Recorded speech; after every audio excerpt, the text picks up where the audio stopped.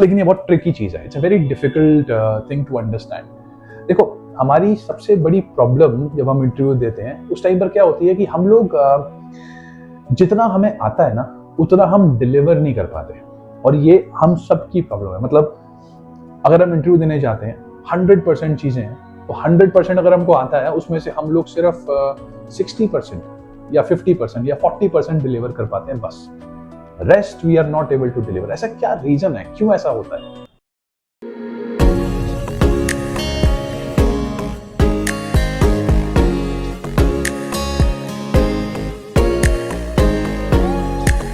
Hello and welcome back to sessions with travel academy. My name is Gaurav केरा।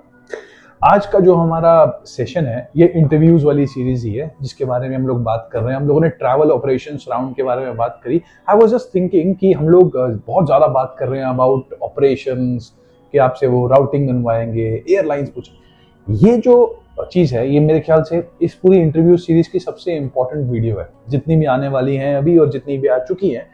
I would say कि ये सबसे important video. अगर आप ये समझ गए तो आप शायद ऑलमोस्ट सारे इंटरव्यूज जो है आराम से पास कर पाओगे। लेकिन ये बहुत ट्रिकी चीज है। It's a very difficult thing to understand. देखो, हमारी सबसे बड़ी प्रॉब्लम जब हम इंटरव्यू देते हैं उस टाइम पर क्या होती है कि हम लोग जितना हमें आता है ना उतना हम डिलीवर नहीं कर पाते, और ये हम सब की प्रॉब्लम है। मतलब अगर हम इंटरव्यू देने जाते हैं 100% चीजें हैं, तो 100% अगर हमको आता है उसमें से हम लोग सिर्फ 60% या 50% या 40% डिलीवर कर पाते हैं बस।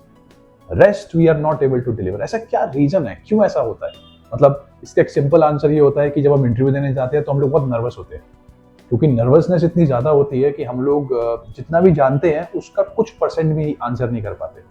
40% 50% डिलीवर कर पाते हैं, और बाद में जब बाहर आते हैं तो बोलते हैं कि हाँ यार इसका आंसर ये था, मैं भूल गया। एग्जाम्स में भी हमारे साथ बिल्कुल ऐसे होता था।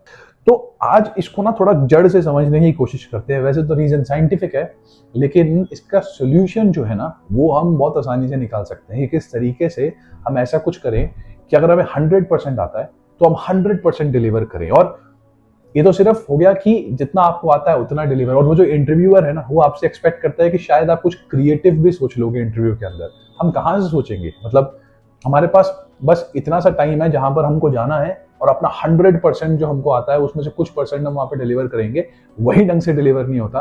तो क्रिएटिव कहाँ से सोच पाएंगे हम इस चीज के बारे में? सो इस वीडियो में हम लोग उस चीज को हैक करने की कोशिश करते हैं। सो जैसा मैंने आपको बताया कि अब इसको समझने के लिए हमको साइंटिफिकली इसको समझना पड़ेगा। अगर आप हमारे चैनल पे पहली बार आए हो, आप हमारा चैनल सब्सक्राइब कर सकते हो, वीडियो को लाइक कर सकते हो, और अगर आपको ये सोल्यूशन पसंद आए तो आप इस वीडियो को उन सब लोगों के साथ शेयर कर सकते हो जो लोग इंटरव्यू के टाइम पर नर्वस होते हैं, इंटरव्यू क्रैक नहीं कर पाते ना। इसको समझने के लिए ना साइंटिफिकली हम समझते हैं कि एग्जैक्टली होता क्या है, हम नर्वस क्यों होते हैं और उसकी रूट क्या है। सबसे पहले इसके लिए आपको समझना पड़ेगा कि हमारे पास दो तरह के ब्रेन्स होते हैं। साइंटिफिकली हमारा एक ब्रेन जो है उसको हम बोलते हैं लिम्बिक ब्रेन। लिम्बिक ब्रेन वो ब्रेन है जो पुराने जमाने का ब्रेन है। मतलब वो ब्रेन जिसको आप कह सकते हो अर्ली मैन का ब्रेन है, जो हम आदि मानव थे उस टाइम पर था। हमारा शरीर इवॉल्व हुआ, हमारे शरीर के साथ साथ हमारी जो दिमाग है वो भी इवॉल्व हुआ धीरे।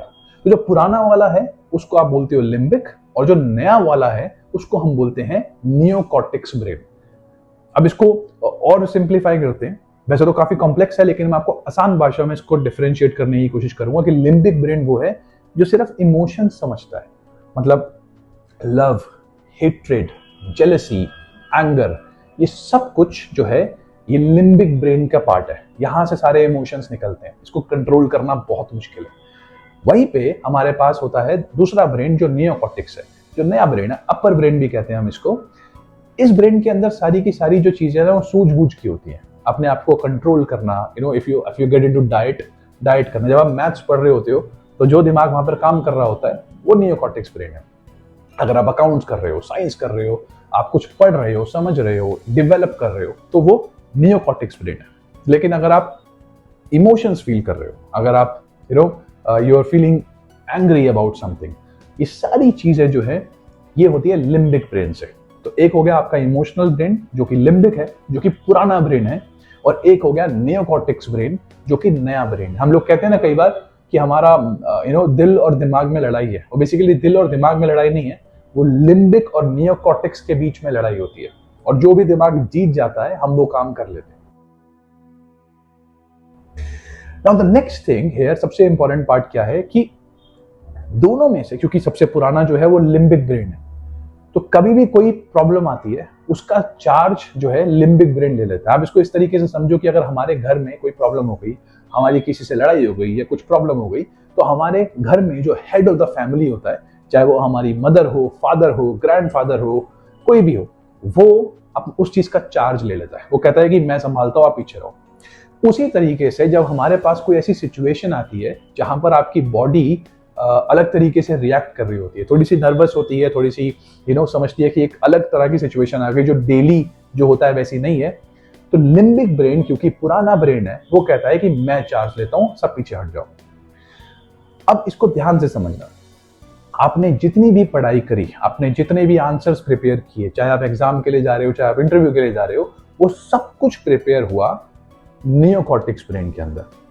और जैसे ही वो सिचुएशन आई, क्योंकि अब डेंजर आ गया, जैसे ही डेंजर आया, जैसे मैंने आपको बताया, जैसे ही डेंजर आता है हमारे घर का हेड ऑफ द फैमिली आगे आ जाता है, बाकी सब पीछे चले जाते हैं। सेम वे, जैसे ही हमारे को डेंजर दिखाई देता है, हम फील करते हैं कि डेंजर है, वैसे ही नियोकॉर्टेक्स ब्रेन जो है उसको पीछे कर देता है लिम्बिक ब्रेन, और लिम्बिक ब्रेन कहता है कि मैं चार्ज लेता हूं, मैं हैंडल करता हूं चीजों को। अब इसको इंटरव्यू की तरफ लेके चलते हैं। इंटरव्यू में आप गए, आप बहुत नर्वस हो, आप बैठे, एकदम से आपको पसीने आ रहे हैं, आपकी हार्ट बीट तेज है और आपको समझ नहीं आ रहा कि क्या आंसर दूंगा। And now the body feels, your mind feels कि भाई ये तो टेंशन, डेंजर वाली बात है, I will take the charge. तो फटाफट लिम्बिक ब्रेन जो है वो चार्ज ले लेता है। लिम्बिक ब्रेन का बेसिकली, जैसे आपको हमारे पास टाइम में आप कई जगह पे पढ़ोगे, जब हम पुराने टाइम पे रहते थे तो हमारे पास 3 ही रिस्पॉन्स होते थे, या फाइट, या फ्लाइट, या फिर फ्रीज। 3F बोलते हैं हम इसको, कि या तो आप वहां पर लड़ते हो, या तो आप वहां पर फ्रीज हो जाते हो, और या तो आप वहां से भाग जाते हो। फाइट, फ्लाइट और फ्रीज, ये 3 ही रिस्पॉन्स आते हैं लिम्बिक ब्रेन को। आपने सारी पढ़ाई जो करी थी, सारे क्वेश्चंस जो प्रिपेयर किए थे, सारे आंसर्स जो सोचे थे, वो सब नियोकॉर्टेक्स में सोचे थे, और यहाँ पर डेंजर आते ही नियोकॉर्टेक्स छोटा हो गया। और आई एम टेलिंग यू कि दिस इज द एक्सपेरिमेंट। जब ये सारी की सारी चीजें न्यूरोलॉजिस्ट जो है इसको चेक करते हैं, सो दे हैव सेड कि आपका नियोकॉर्टेक्स ब्रेन छोटा हो जाता है और लिम्बिक ब्रेन जो है वो ज्यादा एक्सपैंड करता है। लेकिन लिम्बिक ब्रेन के अंदर कुछ भी पढ़ाई, कोई भी चीज, कोई भी इंफॉर्मेशन स्टोर नहीं है इस वक्त। तो जैसे ही उन्होंने क्वेश्चन पूछा, suddenly we are not able to remember the answers. Limbic brain को सिर्फ 3 चीजें पता है, या तो लड़ो, या तो भागो, और या फिर फ्रीज हो जाओ। इसीलिए कई बार हम लोग फ्रीज हो जाते हैं और हमको याद भी नहीं आता कि क्या क्या आंसर दें हम यहाँ पर। और इसी वजह से बहुत सारे इंटरव्यूज के अंदर, बहुत सारे एग्जाम्स के अंदर हम लोग वो आंसर नहीं कर पाते। अब यहाँ पर सबसे बड़ा रीजन क्या हुआ? सबसे बड़ा रीजन नर्वसनेस नहीं हुआ। नर्वसनेस की जो रूट है वो ये है कि हमको वो एनवायरनमेंट कंफर्टेबल नहीं लगा। हमको लगा कि यार ये डेंजर है एनवायरनमेंट, दिस इज डेंजरस, और इसी वजह से लिम्बिक ब्रेन जो है वो कंट्रोल लेगा, और हर बार लेगा। आप कभी भी, आपकी हार्ट बीट बढ़ेगी, कभी भी नर्वस हो गए, suddenly you will be feel, limbic brain will take control. तो उस चीज को हम चेंज नहीं कर सकते। वो ह्यूमन साइकोलॉजी है, वो हमारी बायोलॉजी है, उसको आप नहीं चेंज कर पाओगे। क्या चेंज कर सकते हो वो ये है कि अगर वो जो एनवायरनमेंट है उसको हम डेंजरस ही ना माने। This is a solution for this, कि आप जब उस जगह पे जा रहे हो, अगर आपको ये ना लगे कि ये डेंजरस सिचुएशन है, एक ऐसी नई सिचुएशन है, तो अपने आप जो है हमारा लिम्बिक ब्रेन एक्टिवेट नहीं होगा, और नियोकॉर्टेक्स ब्रेन, जहां पर सब कुछ हमने सोचा हुआ है, जहां पर सारा डेटा स्टोर्ड है, वो वहां पर वो दिमाग आपका काम करना शुरू कर देगा। और ये करने के लिए हमको you have to do a lot of mock interview practice. Normally हम लोग स्कूल में बोलते थे कि सैंपल पेपर सॉल्व करो। सैंपल पेपर सॉल्व करना या फिर नॉर्मल क्वेश्चंस करना में डिफरेंस है, क्योंकि सैंपल पेपर आपको अगर 3 घंटे के अंदर सॉल्व करना है, और जब आप एक्चुअली में एग्जाम में बैठ के सैंपल पेपर जब आप एग्जाम देते हो, तो आपका दिमाग कहता है अरे ये तो पहले किया हुआ है कि 3 घंटे में ये सारे क्वेश्चंस करने हैं, तो उसके लिए वो आंसर्स करने थोड़े से आसान हो जाते हैं। इसलिए नहीं कि आपने वो क्वेश्चंस प्रैक्टिस किए हुए हैं, इसीलिए क्योंकि आपने अपने आप को पास्ट में उस बाउंड्री में बांधा हुआ है।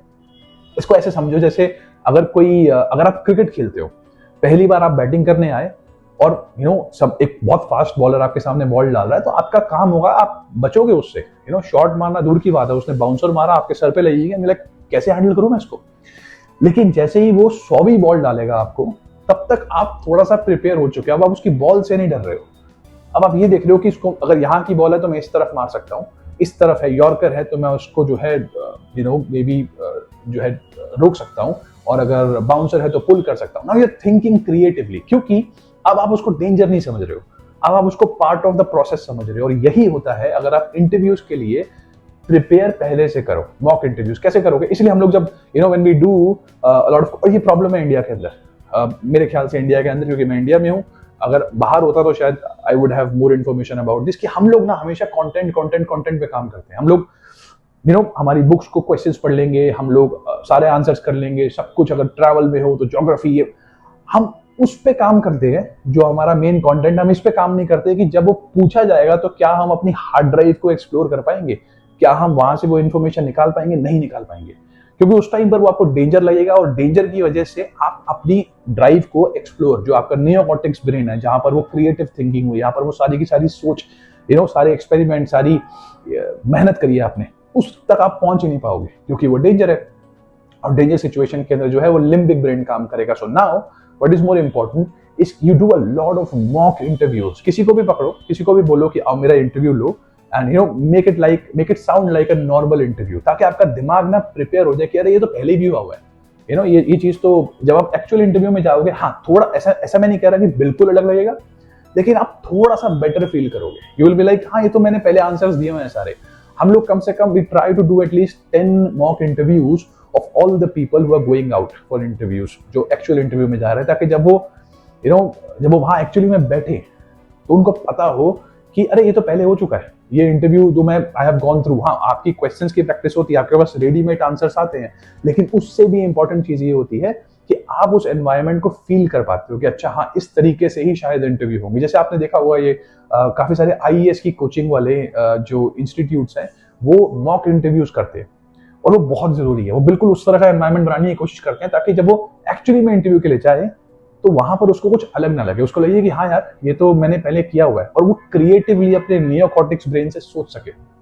और इसके लिए ना आपको अपने दिमाग को थोड़ा सा ट्रिक करना पड़ेगा। जैसे फॉर एग्जांपल अगर मैं आपको बोलता हूँ कि somebody says I am nervous, nervousness में क्या होता है, आपकी हार्ट बीट बढ़ती है, आप स्वेट करते हो, या फिर आप एंशियस होते हो। ये तीन चीजें जनरली होती हैं जब आप नर्वस होते हो। Now if I just tweak it and से कि नहीं मैं नर्वस नहीं हूं, मैं एक्साइटेड हूं। एक्साइटमेंट में क्या होता है, हमारी हार्ट बीट बढ़ती है, हम स्वेट करते हैं, और हम एंशियस होते हैं कि चीज क्या होने वाली है, राइट। अगर आप अपने दिमाग को सिर्फ इतना भी प्रिपेयर कर दोगे कि मैं नर्वस नहीं हूं, मैं एक्साइटेड हूं, तो आप देखोगे धीरे धीरे धीरे हमारे रिएक्शंस चेंज होने शुरू हो जाएंगे। यू गो एंड सी, जब भी ओलंपिक्स होता है और जब बिल्कुल वो जो स्पोर्ट्समैन होता है, जब वो भागने वाला होता है अपना 100 मीटर रेस, या फिर वो शूट करने वाला होता है, तो उससे पहले जब वो पूछते हैं ना कि how are you feeling, they never say I'm nervous, they say I'm excited। और वो ऐसे नहीं बोलते, उनके लिए प्रॉपर साइकोलॉजिकल ट्रेनिंग की जाती है कि आपको नर्वस नहीं बोलना है, you have to prepare yourself and say I am excited. और अगर आप ये चीज समझ पाते हो तो आपके लिए इंटरव्यूज पास करना बहुत मुश्किल नहीं होगा, क्योंकि प्रॉब्लम उस कंटेंट में नहीं है जो आपने पढ़ा है, प्रॉब्लम इसमें है कि क्या आप उसको डिलीवर कर पाओगे या नहीं कर पाओगे। और ये सिर्फ इंटरव्यूज में नहीं चलता, ये हर जगह पे चलेगा जहां पर आपको कुछ भी प्रेजेंट करना है। आप ट्रेनर हैं, आपको 100 लोगों के सामने खड़े होकर कुछ प्रेजेंट करना है, you have to make sure that you get used to it. और ये ट्राइड एंड टेस्टेड है, I have learned this, I have seen this and this really works.